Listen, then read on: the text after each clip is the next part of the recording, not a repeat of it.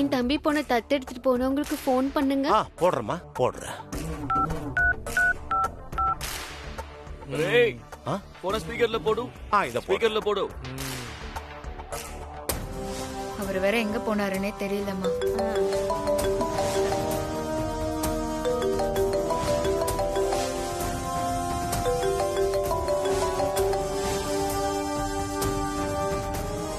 சொல்லுங்க சார், என்ன விஷயம்?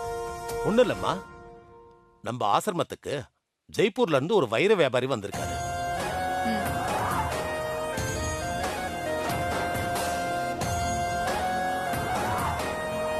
அந்த அம்மாவுடைய தம்பி பொண்ணு 3 மாசத்துக்கு முன்னாடி காணாம போச்சான்.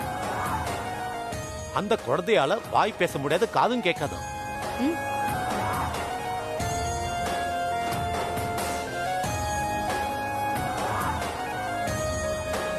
அத பத்தி என்கிட்ட கேட்டாங்க. அத நான் முதல்ல சொல்ல மறுத்துட்டேன். அப்புறம் உண்மையை சொல்ற மாதிரி ஆயிடுச்சுமா. நீங்க தத்தெடுத்து போனது அவங்க குழந்தைன்னு தெரிஞ்சு போயிடுச்சு. இப்ப அவங்க குழந்தைய கேக்குறாங்க. அது எப்படி சார் தத்தெடுத்த குழந்தைய கொடுக்க முடியும்? நான்லாம் கொடுக்க மாட்டேன். இல்லம்மா, இவங்க பெரிய வைர வியாபாரி, கோட்டீஸ்வரங்க. அவங்க முறைப்படி போலீஸ் கிட்ட போனாங்கன்னா 1 பைசா செலவில்லாம குழந்தைய மீட்டெடுக்க முடியும். ஆனா அவங்க அதை விரும்பல. அந்த குழந்தைய மீட்டு கொடுத்தா அவங்க எனக்கே 10 லட்சம் ரூபாய் பணம் தரேன்னு சொல்றாங்க. நீங்க குழந்தைய ஒப்படைச்சா உங்களுக்கு 25 லட்சம் ரூபாய் தரேன்னு சொல்றாங்க. 25 லட்சம் ரூபாய் தரேன்னு சொல்றாங்களா? என்ன சார் சொல்றீங்க? இது ஒரு நல்ல வாய்ப்புமா.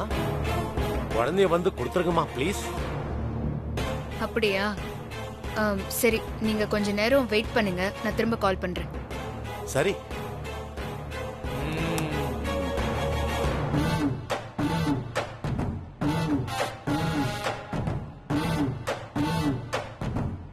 பெருசு நல்ல வலுவாத்தாயா பேசினாப்ல. இவர் போட்ட போடுக்கு கண்மணி உடனே போன் பண்ணணுமே. என்னடி மா,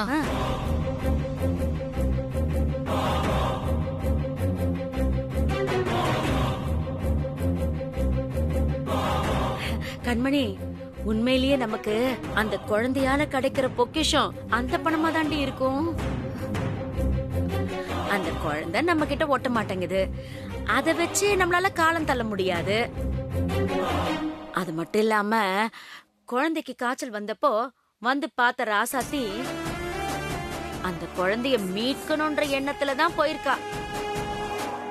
அதனால அவ அந்த குழந்தைய மீட்டுக்கிறதுக்குள்ள நாம அந்த குழந்தைய ஒப்படைச்சிட்டு 25 லட்சம் என்ன 50 லட்சமா பேசி வாங்கிப்போம். அவங்க குழந்தைய ஜெய்ப்பூருக்கு கூட்டிட்டு போயிடுவாங்க. அப்புறம் இவ குழந்தை கிடைக்காம வேதனை படட்டும், அத பார்த்து நாம ரசிப்போம். சரிம்மா. எதுக்கும் அத்தை கிட்ட இந்த விஷயத்த ஒரு வார்த்தை சொல்லிடலாமா? ஏன் கண்மணி, இப்ப சொல்ல வேண்டாம். ஏன்னா அவ கொடுக்க வேணான்னு சொன்னா 50 லட்சம் போயிடும்டி. அதனால குழந்தைய ஒப்படைச்சிட்டு வந்து சொல்லுவோம். பணத்தை பத்தி சொல்லாம போலீஸுக்கு பயந்துதான் ஒப்படைச்சிட்டோன்னு சொல்லுவோம். சரிம்மா, அப்போ அந்த நிர்வாகிக்கு போன் போட்டுடலாமா? சீக்கிரம் சீக்கிரம் போன போடு. 50 லட்சம் ரூபாய் அப்படியே என் கண்ணு முன்னாடி தெரியுது. போன போடு. சரி.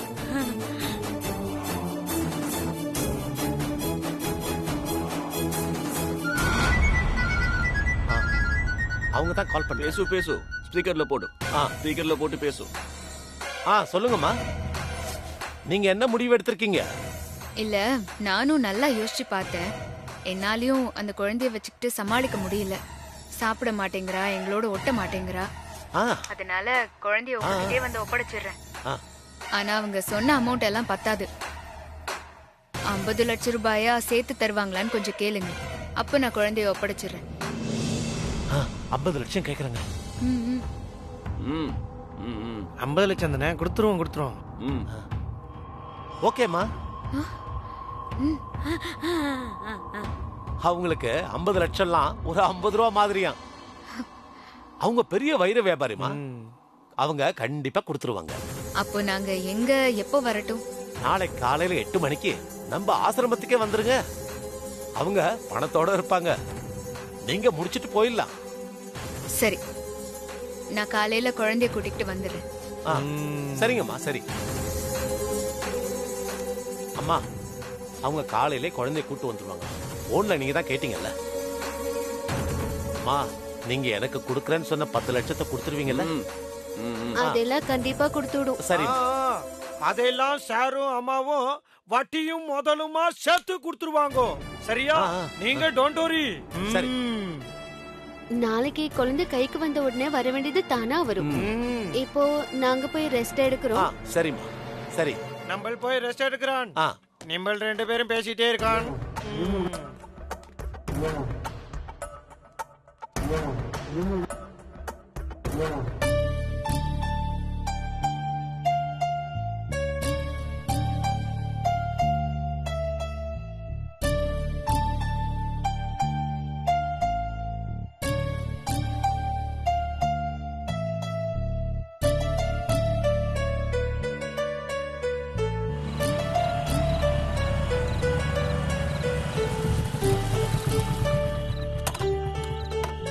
குழந்தைய பார்த்ததும் அவளை ரோஜான்னு கூப்பிடுறதா இல்ல மோனிஷான்னு நிஜ பேரை சொல்லி கூப்பிடுறதா?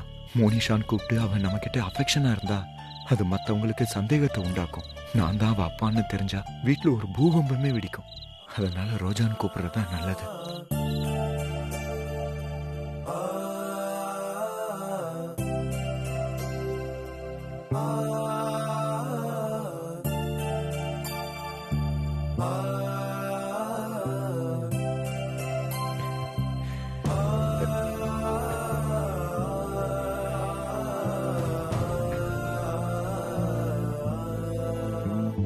ரோஜா குட்டி, நான் தான் உன் அப்பா. ஆனா இதை வெளிப்படையா யாருக்கிட்டையும் சொல்ல முடியலையே. ஏன் உன்கிட்ட கூட இதை நான் சொல்ல முடியலையே.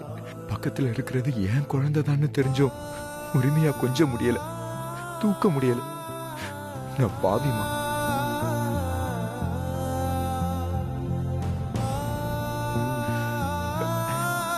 ரோஜா குட்டி, அப்பா மன்னிச்சிடுறான்.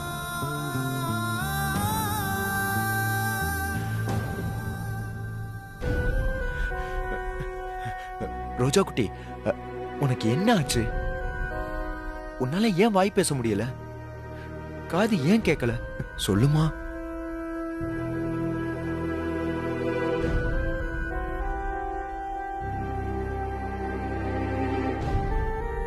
ஒருவேளை ஸ்னேகாவுக்கு ஆக்சிடென்ட் ஆனதுனால தான் இப்படி ஆயிட்டேன்னு சொல்ல வர்றாளோ?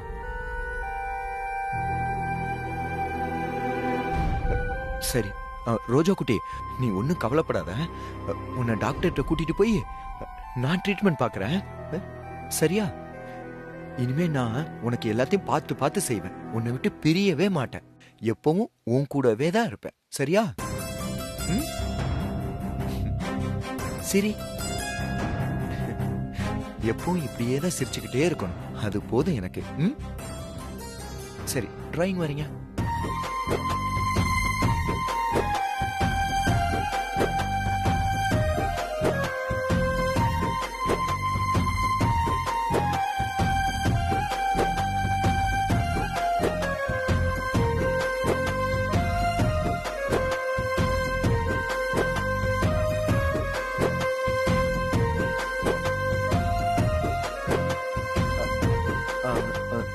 ரோஜா குட்டி, டிராயிங் வரைஞ்சது போதும்.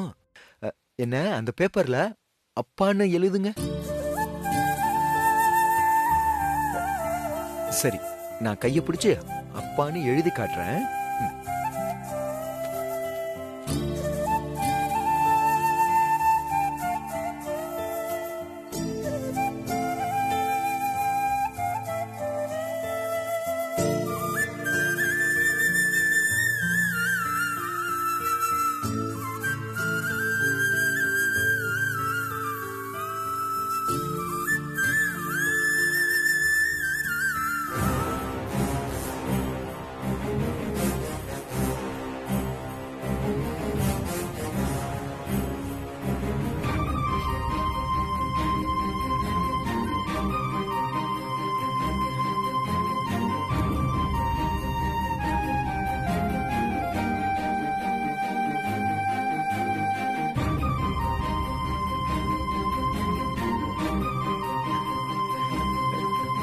அப்பா நீ எழுதுங்க.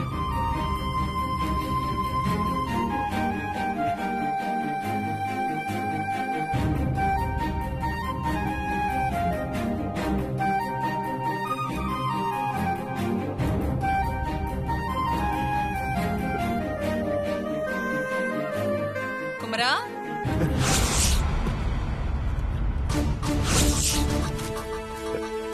என்னம்மா? என்னடா நீ ரோஜாவை கட்டி பிடிச்சிட்டு இருக்க? இவ்வளவு நீ பெத்த குழந்தை மாதிரி நடந்துக்கிறா?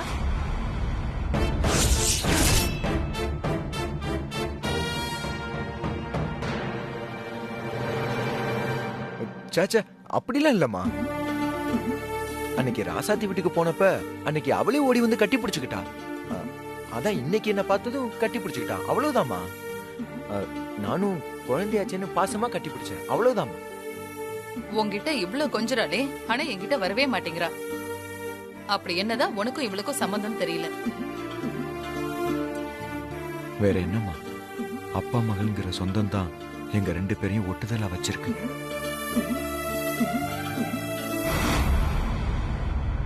இல்லடா, நான் எதுக்கு கேக்குறேன்னா, காலையில இவள பால் குடிக்க வைக்கிறது, ட்ரெஸ் போட்டு விடுறது, சாப்பாடு ஊட்டுறதுன்னு எல்லாத்துக்கும் இவகிட்ட போராட வேண்டியதா இருக்கு. நாங்க சொல்ற எதையுமே கேட்க மாட்டேங்கிறா. ஆனா உன்கிட்ட ஈஸியா வந்து ஒட்டிக்கிறா. அதான் கேட்டேன். கண்மணி, இது நம்ம கிட்ட ஒட்ட மாட்டேங்குது. உன் புருஷன் கிட்ட மட்டும் கோந்த மாதிரி அப்படியே ஒட்டிக்குது. என்ன காரணமா இருக்கும்? நம்ம 3 பேரை விட அவர் ரொம்ப நல்லவரு, அதான் காரணம். என்னடி நீ சேம் சைட் கோல் போடுற? பின்ன என்னம்மா, குழந்தைங்க செய்கைக்கெல்லாம் அர்த்தம் கண்டுபிடிச்சுக்கிட்டு. குழந்தைங்க ஒரு நேரம் நம்ம கிட்ட பாசமா வரும், சில நேரங்கள்ல கூப்பிட்டாலும் வராது. அதை விட்டு தொலைமா. இப்ப கூட ரோஜா சாப்பிடலன்னு கண்மணி சொன்னான். அதான் சாப்பிட வைக்க கூட்டிட்டு போலான்னு வந்தோம். ரோஜா குட்டி, வா சாப்பிட போலாம். ரோசா குட்டி, அவகிட்ட போக வேண்டாம், பாட்டி கூப்பிடுறல, வாமா. இந்த பாட்டி கூப்பிட்டா வருவல்ல, வா, உனக்கு சாக்லேட் பிஸ்கெட் எல்லாம் தரேன், வரியா? அம்மா, இப்ப என்ன ரோஜா சாப்பிடணும் அவ்வளவுதானே? நான் கூட்டிட்டு வரேம்மா, நீங்க போங்க. ரோஜா பாப்பா, நம்ம சாப்பிட போலாமா? வாங்க வாங்க, சாப்பிட போலாம். வாங்க வாங்க.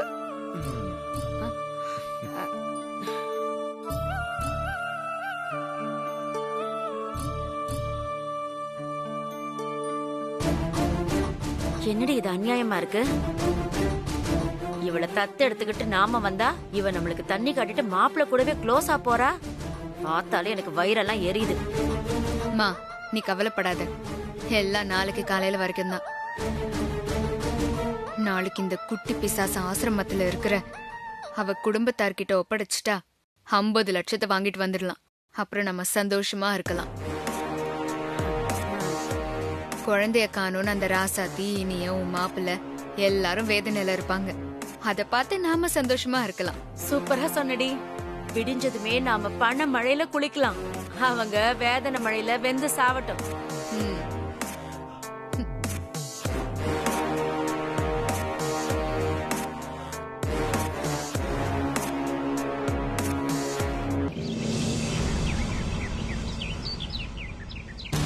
மாமா, கண்மணி இன்னும் கொஞ்ச நேரத்துல வந்துருவா. ஆனா இந்த விஷயத்தை கண்டுபிடிச்சிருவாளோன்னு பயமா இருக்கு. அதெல்லாம் அவளால கண்டுபிடிக்க முடியாது ராசாத்தி. ஏன் இப்ப திடீர்னு உனக்கு இந்த டவுட் வருது? இல்ல, நான் குண்டா இருக்கேன்ல, அதை வச்சு அவளுக்கு ஏதாவது டவுட் வரலாம்ல. ஏன் இந்த உலகத்துல நீ மட்டும் தான் குண்டா இருக்கியா? நிறைய பேர் உன்ன மாதிரி குண்டா இருக்காங்க. அதெல்லாம் நீ நினைச்சிட்டு இருக்காத. ராசாத்தி, உங்க கெட்டப்பெல்லாம் பார்த்தா அவ்வளவு சீக்கிரத்துல அந்த கண்மணிக்கு சந்தேகம்லாம் வராது. அதனால நீ ஒன்னும் கவலைப்படாத, நம்பிக்கையா போவோமா, புரிஞ்சுதா? சரி, 3 பேரும் போய் நின்னோன்னு வச்சுக்கேன், கண்மணி எனக்கு டவுட் வரும். அதனால நீ ரூம் விட்டு வெளியில வராத, இங்கே இரு, நாங்க மட்டும் போயிட்டு வரோம். சரி, நான் வரல மாப்ள. நீங்க எப்படியாவது நல்லபடியா போய் ரோஜா பாப்பா மீட்டுட்டு வந்தா அதுவே போதும். நான் இங்கேயே இருக்கேன், சரியா? சரி சரி, பார்த்து பத்திரமா போங்க. சரிண்ணே, இந்தாங்க. நாங்க போயிட்டு வாங்க.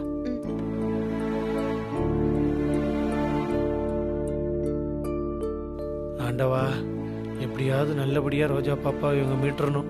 நீதான்ப்பா துணை இருக்கணும். ஏங்க, இன்னும் கண்மணியை காணுமே. இருமா, இதோ வந்துருவாங்க.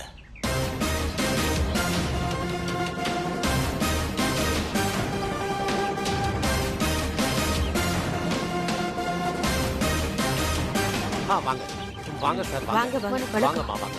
வாங்க மேடம். அவங்க வந்துட்டாங்களா? அவங்க வந்துகிட்டு இருக்காங்களாம். நீங்க வேணா ரூம்ல வெயிட் பண்ணுங்களேன். இல்ல பரவாயில்ல, நாங்க இங்கேயே இருக்கோம். வா போலாம். கண்மணி கண்மணி எனக்கு ஒரு ஐடியாடி. நாம ஒரு தப்பு பண்ணிட்டோம். என்ன தப்புமா? இல்ல, நம்ம குழந்தைய ஒப்படைக்க போறது ஒரு பெரிய வைர வியாபாரி கிட்ட. சரி, அதுக்கு இப்ப என்ன? இல்ல 50 லட்சம் ரூபாய்க்கு பதிலா 1 கோடி ரூபாய் கொடுத்தாதான் குழந்தைய ஒப்படைப்போன்னு சொல்லிருக்கலாம்ல. இந்த ஐடியாலாம் அப்போ எங்க போச்சு?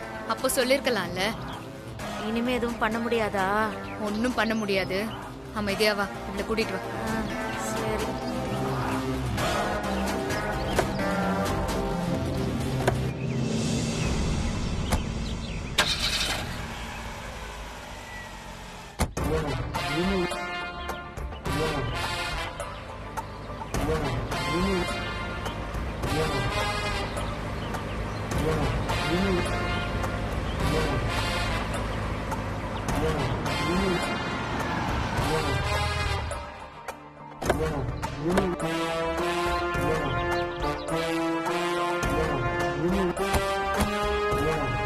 வாமா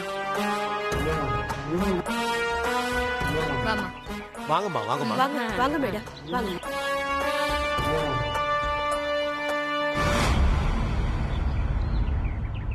கண்மணி மேடம், இவர் தான் நான் சொன்ன வைர வியாபாரி. இவங்க அவர் சம்சார். ம்.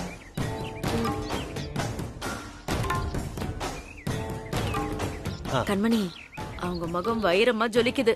கோடீஸ்வரி முகம் அப்படியே தெரியுதுல்ல. ம். அம்மா, எங்க குழந்தைய காணோம்? அவ கார்ல இருக்கா. எங்களுக்கு நேரம் ஆகுது. சீக்கிரம் பணத்தை கொடுத்துட்டு குழந்தைய கூட்டிட்டு போக சொல்லுங்க. அம்மா, நம்ம ரூம்ல போய் பேசலாம். இல்ல, எங்களுக்கு அவசர வேலை ஒண்ணு இருக்கு. அதனால பொறுமையா பேசிட்டு இருக்க முடியாது. இங்கே பேசி சீக்கிரம் முடிச்சு விடுங்க. அம்மா, அவங்க பெரிய கோட்டீஸ்வரங்க. பணம்லாம் கொடுக்க போறாங்க. தப்பா எடுத்துக்க மாட்டாங்களாமா? அவங்களுக்கு அவங்க பொண்ணு வேணும்னா இங்க வந்து பேசி பணத்தை கொடுத்துட்டு கூட்டிட்டு போக சொல்லுங்க. சரிம்மா, நான் பேசி கூட்டு வரேன். மாமா. கூட்டிட்டு வந்துடுறோம். ஐயா, அவங்க தான் கண்மணி. அவங்க குழந்தைய கூட்டிட்டு வந்தாங்க. அங்க அங்க வாங்க போலாம். வா. வாங்க வாங்க.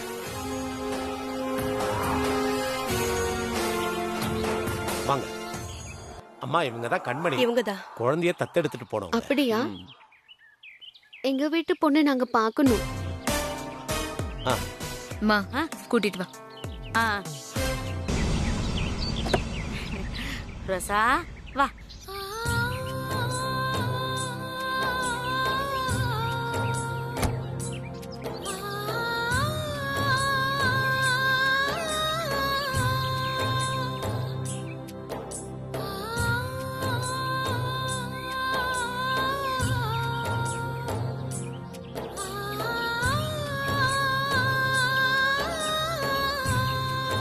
அவளையே அங்கேயே நிக்க வச்சிருக்கீங்க. இங்க கூட்டிட்டு வாங்க. முதல்ல பேசினபடி பணத்தை கொடுங்க. அப்புறமா உங்க பொண்ணு கொஞ்சிக்கலாம்.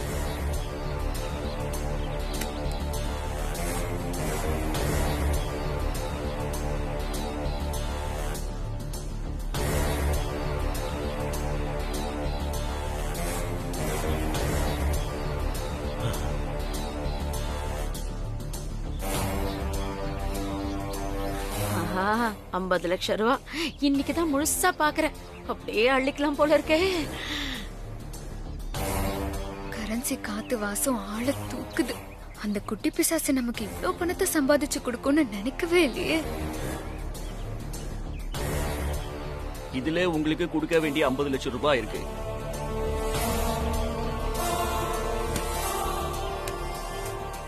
இந்தாங்க பணம். கொடுங்க. எங்க குழந்தைய அனுப்புங்க. நீங்க கேட்ட பணம். மா, அவளை கூட்டிட்டு வா.